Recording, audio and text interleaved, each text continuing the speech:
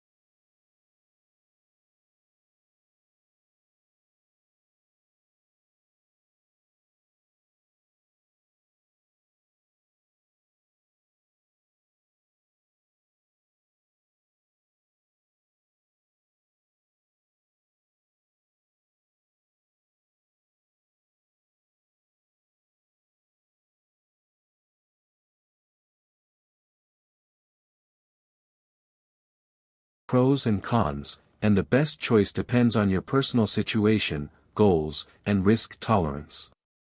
Let's compare them and see how they affect your compounding interest. Lump sum investments. The main advantage of lump sum investments is that you can take advantage of the power of compounding interest sooner rather than later. By investing a large amount of money up front, you can expose your money to the market for a longer period of time and potentially earn higher returns over time. The main disadvantage of lump sum investments is that you are subject to market timing risk. This means that if you invest your money when the market is high, you might suffer a loss if the market drops soon after. You also have to deal with the emotional stress of putting a large amount of money at stake at once. Recurring investments. The main advantage of recurring investments is that you can reduce your market timing risk by averaging your cost of investment over time. This means that you buy more shares when the price is low and fewer shares when the price is high, resulting in a lower average cost per share. You also have the benefit of flexibility and discipline, as you can adjust your investment amount and frequency according to your cash flow and goals. The main disadvantage of recurring investments is that you might miss out on some of the potential returns that lump sum investments can offer. By investing smaller amounts over time, you might not be able to catch the full upside of the market movements and benefit from the power of compounding interest as much as lump sum investors. Which one is better? There is no definitive answer to which method is better, as it depends on various factors such as your financial situation, goals, risk tolerance, and market conditions. However, some general guidelines are: if you have a large amount of money to invest and you are confident about the market outlook, you might prefer lump sum investments to maximize your compounding interest potential. If you have a smaller amount of money to invest or you are uncertain about the market outlook, you might prefer recurring investments to minimize your market timing risk and average your cost of investment. If you are somewhere in between, you might consider a hybrid approach, where you invest a portion of your money as a lump sum and the rest as recurring investments. This way, you can balance the benefits and drawbacks of both methods and diversify your investment strategy. No matter which method you choose, the most important thing is to start investing as soon as possible and stay invested for the long term. This way, you can harness the power of compounding interest and grow your wealth over time. Or a recurring investment, the most important thing is to start as early as possible and stay invested for as long as possible. This way, you can make the most of the power of compounding interest and achieve your financial goals. The Rule of 72.